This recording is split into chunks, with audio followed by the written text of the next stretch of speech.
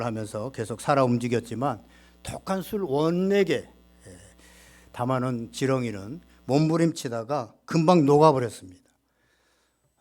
그것을 보면서 선생님이 물었습니다. 여러분, 술에 넣은 지렁이가 녹아 없어지는 걸 보고 무엇을 느꼈나요? 그랬더니 그 청소년 학생 중에 한 명이 대답했습니다.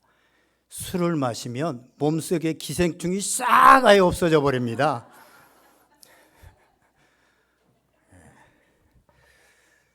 없어질 수도 있죠.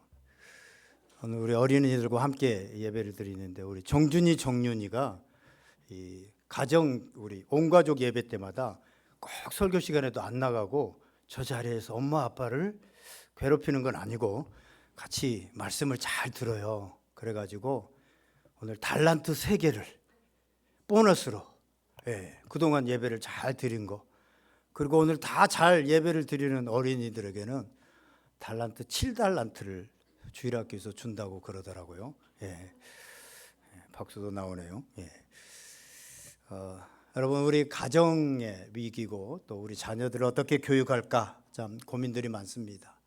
가정은 그 사회의 기초를 이루는 그런 곳이기 때문에 가정이 무너지면 교회도 물론 무너질 뿐만 아니라 그 사회가 무너지게 되고 나라가 약화될 수밖에 없습니다. 우리가 아는 것처럼 역사 속에서 로마라고 하는 나라가 실제로 1세기 때 굉장히 부강한 나라였고 경제적으로 군사적으로 모든 길은 로마로 통한다고 할 정도로 그 군사 시설들을 잘 해서 혹시 반란이 일어나면 그 길을 통해서 빨리빨리 제압하려고 사실은 도로에 돌을 깔고 잘 만들어 놨죠. 그런 로마가 망했던 이유가 뭐냐? 그것은 가정이 무너졌기 때문이다라는 것을 우리는 역사를 통해서 잘 알고 있습니다. 가정이 건강해야 사회도 건강하고 교회도 건강할 수 있습니다. 그래서 그리스도인 가정은 특별하게 더 건강해야 됩니다. 그렇다면 가정에서 가장 중요한 것이 뭘까? 우리 어린이들도 참석했으니까 이런 동화가 있습니다. 정준이, 정윤이 잘 들어보세요. 고목나무에 집을 짓고 사는 가난한 그런 다람쥐 가정이 있었습니다. 그런데 어느 날 아빠 다람쥐가 결심을 했습니다. 너무 가난해가지고 집도 허술하고 열심히 일해야 되겠다. 그래서 아빠 다람쥐가 아침부터 저녁까지 열심히 일해서 도토리와 먹을 것을 많이 모아서 드디어 부자가 되고 큰 집으로, 큰 나무로 이사도 했습니다. 어느 날 밤늦게까지 일하고 새벽에 나가서 밤늦게 돌아오는 아빠 다람쥐에게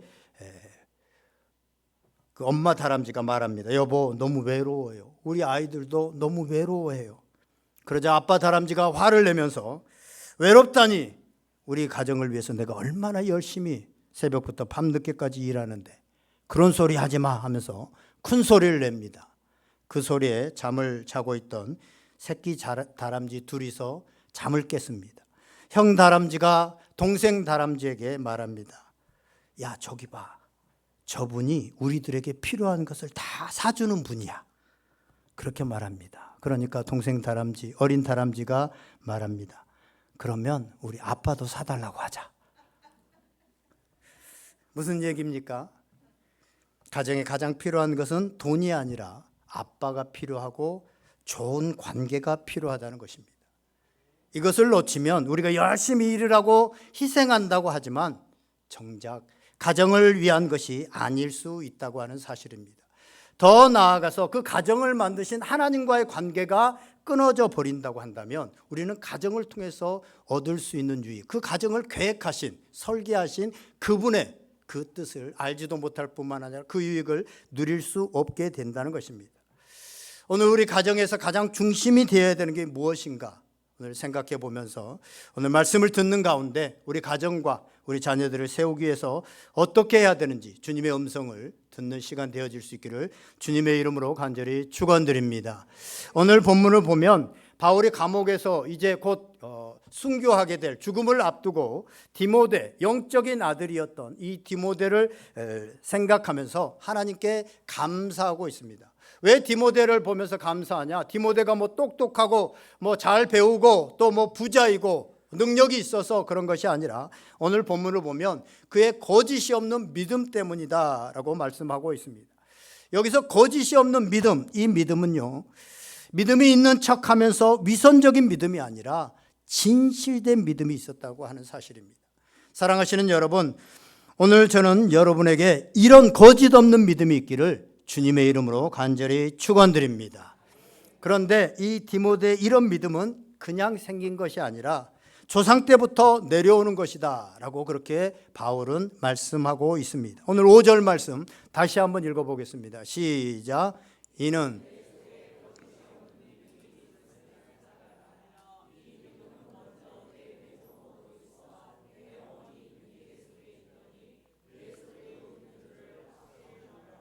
아멘. 디모데 속에 있는 이 거짓이 없는 믿음은 누구에게 배웠다든가 아니면 스스로 깨달았다 그래서 갖게 된 것이 아니라 그 외할머니 로이스와 그 어머니 유니게로부터 물려받은 흘러 들어온 것이다 라고 말씀하고 있습니다. 이제 우리 교회도 이렇게 시간이 지나다 보니까 2대 3대 신앙생활하는 사람들은 많이 있고 4대가 함께 신앙생활하는 한 가정이 있습니다. 어떤 아이가 4대째 우리 교회에서 신앙생활을 하고 있는지 그가 기도하는 기도가 있습니다. 기도 소리를 한번 들어보시고 누군지 한번 맞춰보시기 바랍니다. 들어봐 주세요. 다시 해봐.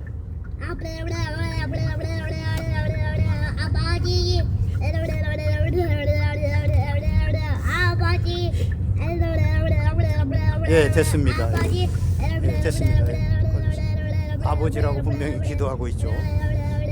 어려서부터 금요기도회를 데리고 와서 자꾸 앉혀놨더니 기도를 저렇게 지금 하고 있습니다. 오늘 본문에 나오는 디모데는 어떤 사람입니까? 디모데전서 5장 23절에 보면 그에게는 위장병이 있었고 자주 나는 병이 있었다. 그만큼 몸이 약했다. 태어날 때부터, 어려서부터. 그래서 바울은 그래서 포도주를 쓰라라고 말을 하고 있고, 디모데후서 1장 7절을 보면 디모데는 좀 소심한 성격이었던 것 같습니다. 그리고 그의 아버지는 헬라인이었고 그의 어머니는 유대인이었습니다. 그러니까 오늘날로 말하면 다문화 가정에서 태어났다, 자랐다라고 볼 수 있습니다. 그런데 이렇게 자란 디모데 안에 거짓이 없는 믿음이 있었다고 하는 사실입니다. 그 믿음이 어디서 온 걸까요? 이 거짓이 없는 믿음은 오늘 본문에 보면 그 외할머니와 어머니로부터 그 안에 있었던 것인데 손자인 아들인 디모데에게 이어진 것이다 라고 말씀하고 있습니다. 외할머니 로이스와 어머니 유니게가 디모데를 거짓이 없는 믿음으로 양육했다라는 것입니다. 그렇게 할 수 있었던 것은 오늘 본문에 보면 그 할머니와 외할머니와 어머니 속에 거짓이 없는 믿음이 있었기 때문에 그 믿음이 전수되어진 것이다, 흘러간 것이다 라고 말씀하고 있습니다. 강물은 산에서 시작돼서 골짜기를 지나 바다로 흘러갑니다. 어디서 갑자기 강이 생기지 않습니다. 신앙도 마찬가지입니다. 부모의 신앙이 자녀들의 영혼으로 흘러가는 영적인 강물이 되어집니다. 성경에 보면 하나님께서 아브라함의 하나님, 야곱의 하나님, 이삭의 하나님, 야곱의 하나님이라고 자주 얘기를 하시는데 이것은 단순히 그냥 족보를 얘기하는 것이 아닙니다. 가정에서 신앙이 전수되는 과정을 얘기하고 있다라고 볼 수 있습니다.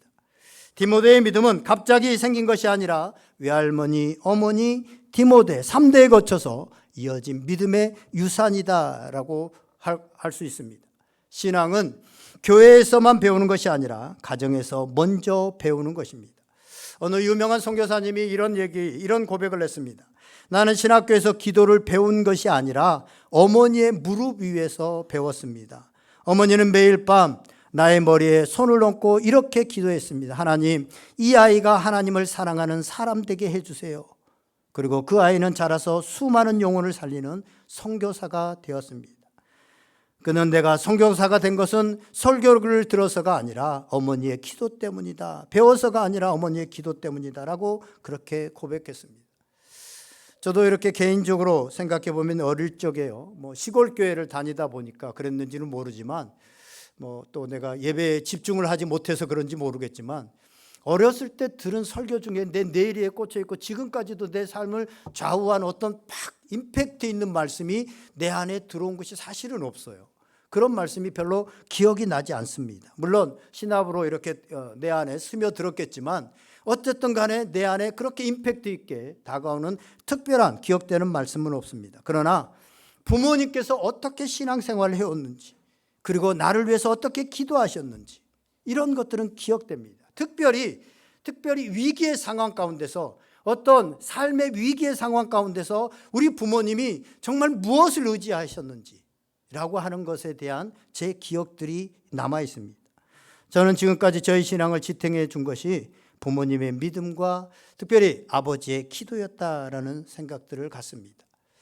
바닷가에 기어다니는 개 있잖아요. 이 새끼 개들이 바닷가에서 부화를 해가지고 막, 혹시 여러분 바닷가에 사는 사람들 새끼 개들이 부화해가지고 막 떼거리로 올라오는 거 보셨어요? 엄청나게 올라오거든요. 그때 엄마 개가 그 새끼 개들을 보면서 우라가 치밀었어요. 왜 우라가 치밀었냐면 자식들 중에 한 놈도 똑바로 걷는 놈이 없어. 똑바로 걷는 놈이 없고 다 옆으로 삐뚤어지고 다 옆으로 걷고 있는 거예요. 그래서 우라가 치밀었어요. 그래서 어린 개들 니네들 다 일로 와봐라.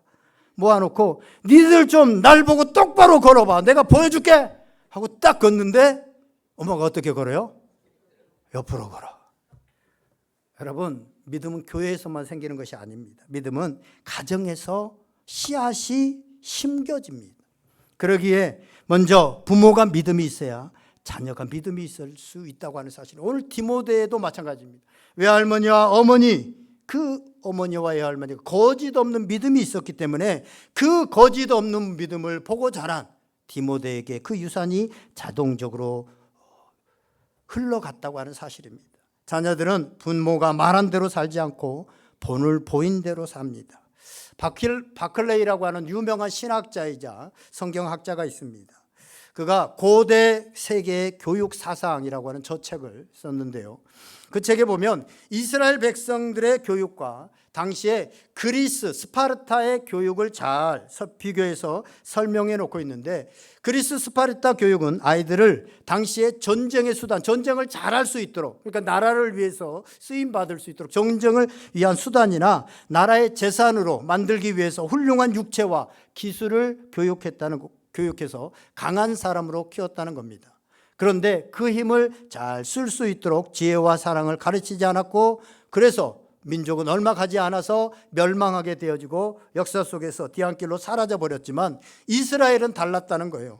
밤낮 침략을 당하고 성전이 파괴되어지고 그 가운데서 학교가 없어지고 성곽이 허물어지는 그 상황 가운데서도 하나님의 말씀을 계속 가르치는 일만은 계속했다는 거예요.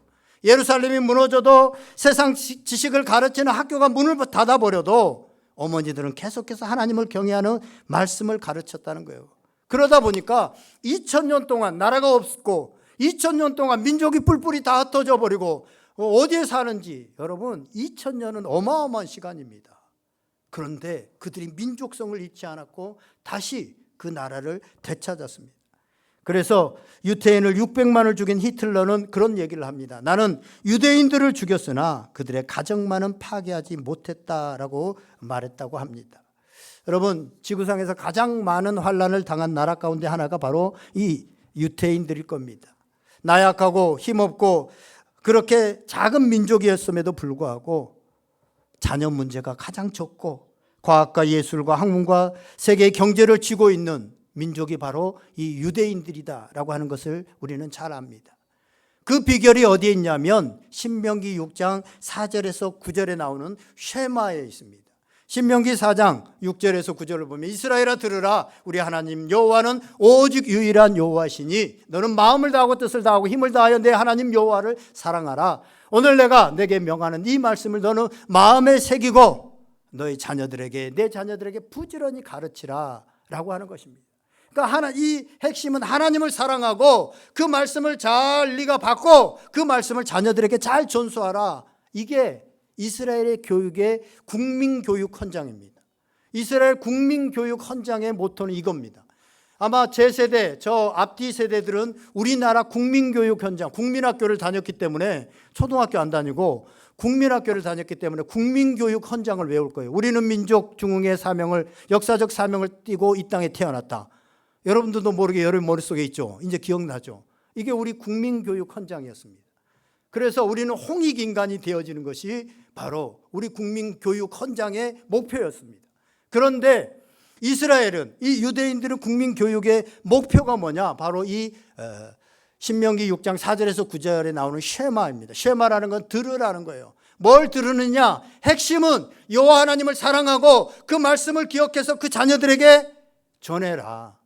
이걸 끊임없이 한 겁니다. 나라가 망해도, 학교가 문을 닫아도 이 가정에서 이것들을 했더니 자녀들이 민족성을 잃지 않게 되어지고 하나님의 백성으로서의 신앙을 갖게 되어지고 또 세계에서 뛰어난 그런 민족이 되더라고 하는 사실입니다.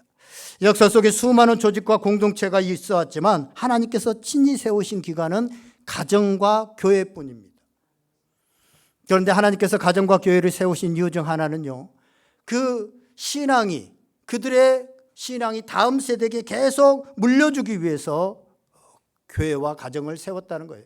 그런 면에서 교회에서 우리 온 세대가 이렇게 함께 예배드리고, 특별히 우리 오늘의 교회는 한 달에 한 번씩 전 세대 통합 예배를 오래전부터 드려왔습니다. 그 이유는 뭐냐면 온 가족이 함께 예배를 드림으로 부모의 신앙이 자녀 세대로 자연스럽게 전수되기를 원해서 우리가 그렇게 노력하고 있습니다. 다행히 지금 교회들이, 다음 세대들이 없어지고 있는데 우리 시골 교회지만 또 아직 다음 세대들이 남아 있습니다. 축복입니다. 앞으로 우리 교회는 표어처럼 다음 세대와 우리 가정에 중점을 둔 사역들을 계속해서 해 나갈 것입니다. 왜냐하면 이것이 가정을 살리고 교회를 살리고, 요즘 가정과 교회가 얼마나 어려움을 같이 겪고 있습니까? 그런데 이 가정과 교회를 살리고 나라를 살리는 애국 운동이 바로 우리 다음 세대와 가정에 있기 때문에 그렇습니다. 그러나 우리가 자녀를 신앙으로 이끄는 1차적인 책임은 우리 가정에 있습니다. 부모는 신앙의 전수자가 되어야 됩니다. 교회는 부모가 자녀를 신앙으로 잘 양육할 수 있도록 그렇게 계속해서 도울 것입니다. 그렇다면 어떻게 하면 가정에서 신앙을 대물림하고 자녀들에게 이 믿음의 유산을 잘 물려줄 수 있을까요? 한 가지를 적용하면 가정 예배를 드리는 것입니다. 하나님께서 친히 아담과 하와를 만드시고 그들을 가정이 되게 하셔서 그 가정을 통해서 번성하게 하시고, 한 사람이 태어나면 가정을 통해서 그가 건강하게 성장해서 사회의 일원이 되게 하는 모든 과정을 이 가정에게 맡겼습니다. 그것이 하나님의 뜻입니다. 그런데 지금 하나님이 만드신 그 가정이 의미를 잃어버리고 기능들을 잃어버리거나 축소되어져 버렸습니다. 왜냐하면요, 예배를 잃어버렸기 때문에 그렇습니다. 아니, 가정이 무너지고 있는 것과, 세상의 가정이 무너진 것과 예배가 무슨 상관이 있느냐라고 할 수 있지만, 하나님께서 친히 세우신 기관인 가정과 교회의 중심에는 예배가 있었습니다. 왜냐하면 예배를 통하여서 하나님의 임재를 경험하게 되어지고 하나님과 교제하게 되어지고 하나님이 우리 가정을 향한, 우리 교회를 향한 뜻을 알 수 있기 때문에 예배를 통해서만 가정이 바로 세워질 수 있고 교회가 바로 세워질 수 있기 때문에 그렇습니다. 그래서 성경의 첫 예배는요, 가정에서 드립니다. 에덴 동산에 아담과 하와 가정에서 시작되어지는데, 그때는 뭐 따로 예배 공간이나 어떤 형식보다는 범죄가 없었던 그런 시대였기 때문에 일상 자체가, 모든 삶이 예배였습니다. 그래서 우리 그런 얘기들 하잖아요. 교회에서 드린 예배만큼 우리는 밖에서 살 수 있습니다. 삶의 예배, 이런 얘기를 하잖아요. 그러니까 그 당시에는 이게 일치가 되어졌어요. 그래서 삶의 예배가 되어진 겁니다. 그래서 경작하고 지키라라고 하는 말, 이 말이 히브리어로 아바드라고 하는 말인데, 이 아바드라고 하는 말은 단순히 노동을 얘기하는 것이 아닙니다. 그 당시에 노동은, 범죄하기 전에 노동은 기쁨이었습니다. 우리가 즐거움으로 어떤 유의를 하는 것처럼 어떤 취미 생활을 하는 사람들이 있잖아요.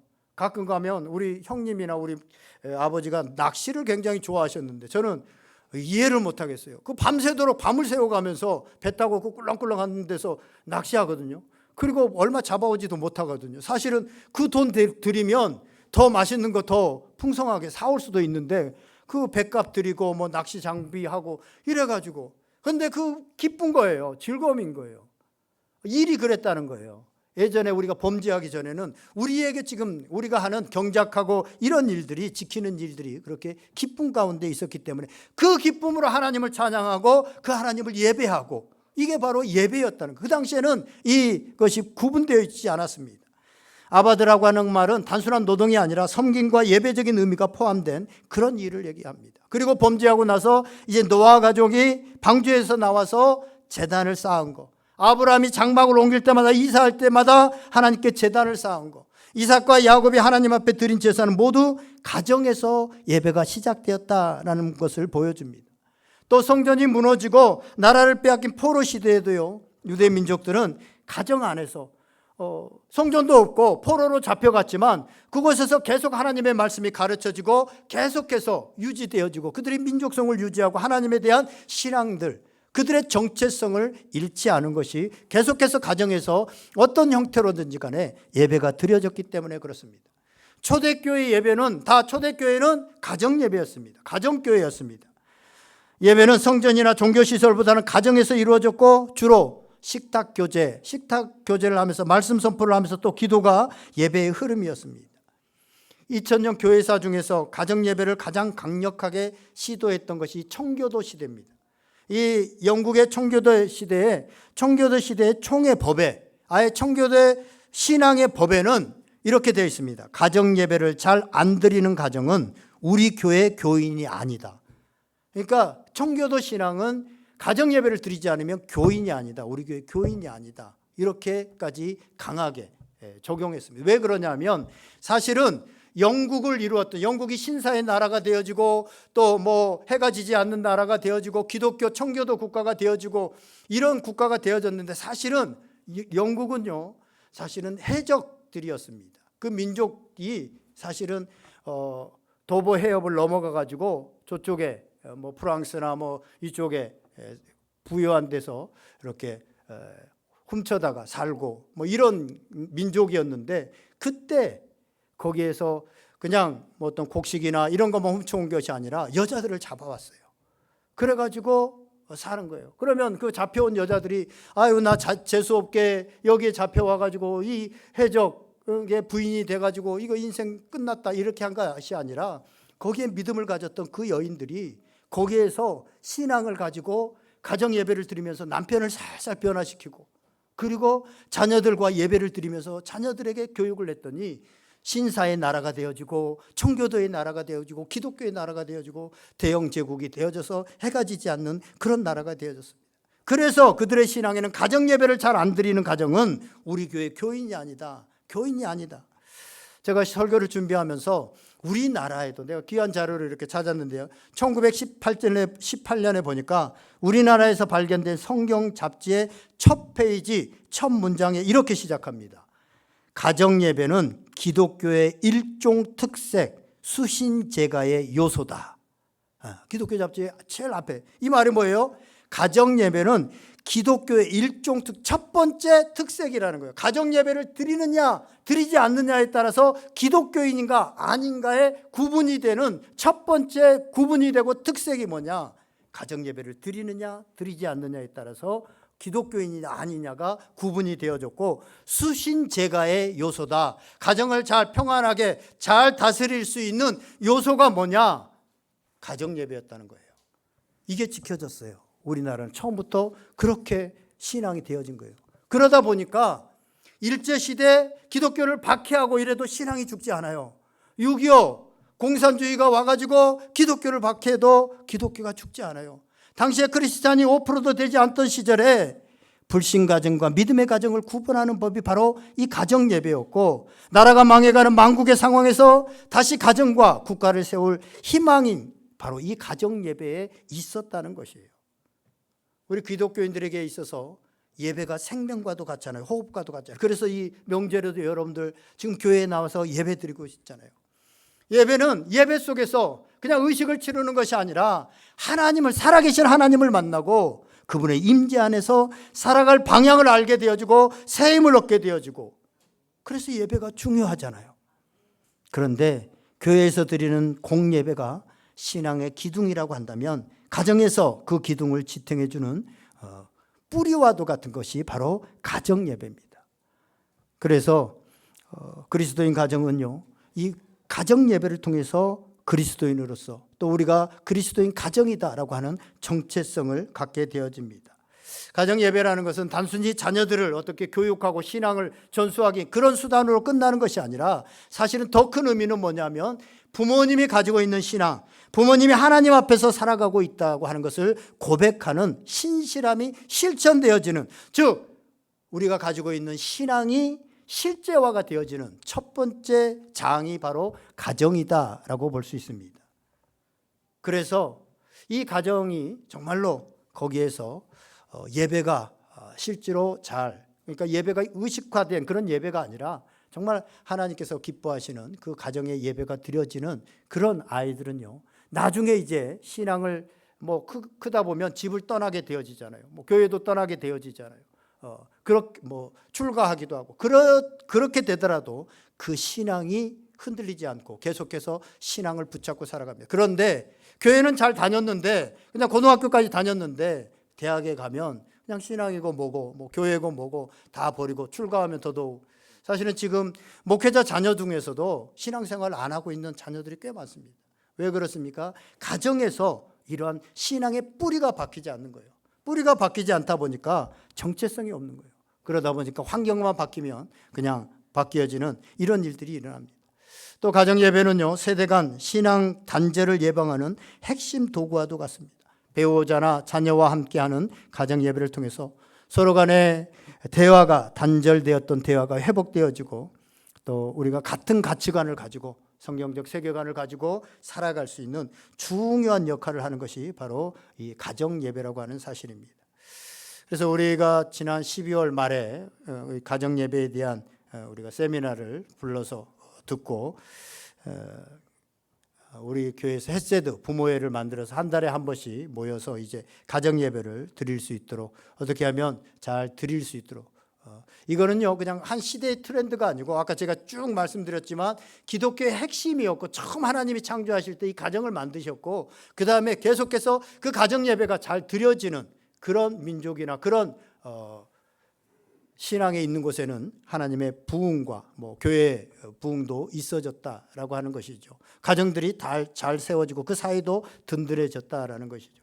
그래서 우리가 이 가정 예배를 회복하기 위해서 이제 가정 세미나를 하고 또 책도 나눠드리고 그렇게 했는데요.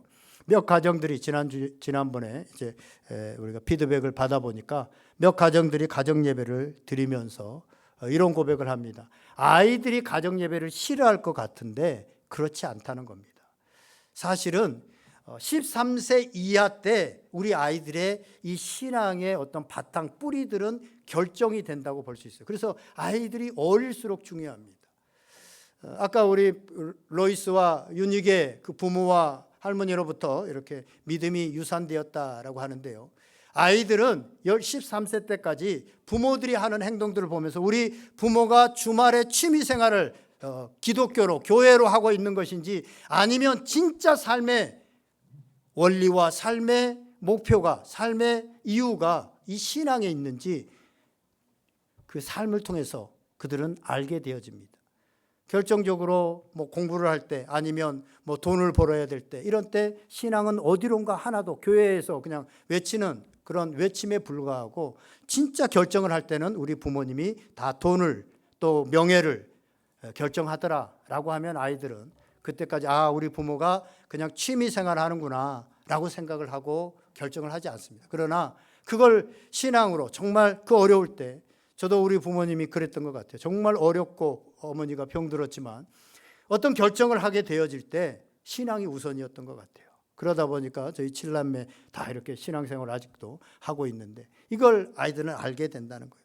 그래서 정말 그 신앙이 이렇게 흘러갈 수 있는데, 헤세드 부모회를 통해서 알게 된 건요, 우리 아이들, 어린 아이들은 사실은 부모님과 함께 뭔가를 하는 걸 좋아합니다. 그때 우리가 이 신앙적인 이야기를 하고 이렇게 딱딱하게 교회에서 예배드리는 것처럼 하지 않아도 좋아요. 청교도 그 자료를 보니까 그냥 말씀 한 구절을 가지고 밥 먹으면서 쭉 대화를 나눴다면, 그러면 그것은 가정 예배를 드린 것이다 라고 그렇게 얘기를 합니다. 우리가 세대 간의 이 단절도 이 가정 예배를 통해서 회복되어진다고 하는 사실입니다. 우리 오늘의 교회는 여러분들이 가정 예배를 통해서 가정에서 풍성함을 맛볼 수 있도록 계속해서 도우고 이 일들을 할 것입니다. 왜냐하면 이것이 가정을 살리고 다음 세대를 살리고 더 나아가서 교회를 살리고 이 사회를 살리는 일이기 때문에 그렇습니다. 특별히 이번 주는 우리 민족의 명절인 설 명절이 있습니다. 그동안 가정 예배를 드리지 않았다면 뒤에 준비한 우리 가정 예배, 설 가정 예배의 순서지를 따라서 한번 시도를 해보시기 바랍니다. 뭐 그대로 잘 되어지지 않아도 괜찮습니다. 그렇지만 그 시도를 통해서 하나님의 역사가 일어날 것입니다. 그리고 중요한 것은 정기적으로 어떤 형태로든지 간에 우리 가정 예배 그 순서지를 보면 거기에는 다양한 형태의 아이들과 함께하고 또 청소년들과 함께할 수 있는 그런 예배 순서들이 있습니다. 참조하시기 바라고요. 그렇게 될 때 놀라운 일들이 일어날 것입니다. 정리하면 왜 가정 예배가 중요할까? 첫 번째로는요, 가정 예배는 신앙의 뿌리를 만들기 때문에 그렇습니다. 교회 예배는 열매를 맺게 하지만 가정 예배는 뿌리를 만듭니다. 그래서 그가 흔들리지 않습니다. 아까 얘기한 것처럼 어디로 가든지 간에 뿌리가 박혀 있는 사람은 흔들리지 않습니다. 두 번째, 가정 예배는 영적 보험과도 같습니다. 오늘날 자녀들의 영혼을 살리고 사단이 마지막 때에 얼마나 우는 사자처럼 우리 자신도 그렇지만 우리의 자녀들을 끌고 있습니까? 그때 사단을 막는 영적 방패 역할을 하는 것이 바로 이 가정 예배라고 하는 사실입니다. 세 번째, 가정 예배는요, 세대 간 신앙 단절을 예방하고 자녀들과 소통하게 하면서 가정을 화목하게, 그래서 가정 예배를 꾸준히 드리면 여러분들이 청소년 때에도 아이들이 여러분들과 대화를 할 것이고 청년의 때에도 다정하게 얘기를 할 것이고 그 이후에도 아름다운 관계들이 유지될 것입니다. 말씀을 정리합니다. 여호수아 24장 15절에 보면 여호수아가 가나안 땅에 들어가서 이제 그 정복 전쟁을 다 하고 가나안 땅을 차지하게 되잖아요. 그러면서 풍요와 안정이 되어집니다. 가나안 땅에 들어가서 이스라엘 백성들, 하나님의 백성들이 풍요와 안정을 찾게 되어지니까 버리는 것이 뭐냐면 자녀들을 신앙으로 양육하는 이것들이 사라지게 되어집니다. 그래서 성경은 다음 세대가 아니라 다른 세대가 되어져 갔다. 하나님을 모르는 다른 세대가 되어져 갔다. 그때 이 여호수아가 백성들을 모아놓고 이렇게 외칩니다. 여호수아 24장 15절에 보면 너희가 섬길 자를 오늘 택하라. 오직 나와 내 집은 여호와를 섬기겠노라. 아멘. 오늘 본문에 나오는 바울의 동력자인 디모데는 거짓이 없는 믿음을 가지고 있었는데 그 믿음은 외할머니와 또 어머니를 거쳐서 3대에 거쳐서 전수된 것이다 라고 말하고 있습니다. 할머니와 어머니가 여호수아처럼 오직 나와 내 집은 이 혼란한 시대에 많은 자녀들이 다른 세대가 되어지지만 우리 자녀들만큼은 하나님을 섬기는 자녀로 만들어야 되겠다라고 하는 여호와를 굳건히 섬기겠다고 하는 그 믿음이 있었기 때문에 그 믿음이 손자에게 자녀에게 전수된 것입니다. 같은 시대를 살았던 엘리 제사장 가정은요, 신앙에 실패하고 그래서 홈리와 비니아스라고 하는 패역한 자녀를 만듭니다. 여러분, 김일성 집안이 지금 우리나라에 참 이렇게 대대로 어렵게 만드는데 이 김일성 어머니가 신앙인이었고 권사였다는 사실을 여러분들은 아십니까? 엘리의 집은 제사장 가정이었지만 홈리와 비니아스라고 하는 패역한 자녀들이 태어난, 하지만 같은 시대에 살았던 한나의 집은 평범한 가정이었지만 사무엘과 같은 위대한 선지자를 만들어냅니다. 사랑하는 여러분, 우리가 우리 자녀들에게 무엇을 남기겠습니까? 어떤 우리 가정에 무엇이 세워지면 좋겠습니까? 재산입니까? 명예입니까? 아니면 학벌입니까? 아니면 하나님을 경외하는 믿음입니까? 디모데의 위대함은 그의 할머니와 어머니가 가정에서 보인 믿음의 삶 때문이었습니다. 오늘 우리의 가정 예배가 내일 우리의 자녀들을 디모데로 사무엘로 만들 것입니다. 오늘 이 교회가 이런 가정들, 이런 축복이 있기를, 우리 할머니가 되어줘서 나는 우리 자녀들 실패했어. 이제 이미 얘들 다 커버렸고 이제 시집 장가 가서 말도 안 들어. 그렇지만 그렇지 않습니다. 여러분들이 기도하고 또 자녀들을 잘 가르치면 그 자녀들이 그 자손의 세대, 그 손자 세대에는 다시 믿음의 가문으로 회복되는 일들이 있을 것입니다. 이러한 일이 우리 교회 안에서 풍성하게 일어날 수 있기를 주님의 이름으로 간절히 축원드립니다. 우리 다 같이 한번 기도하겠습니다. 특별히 설 명절을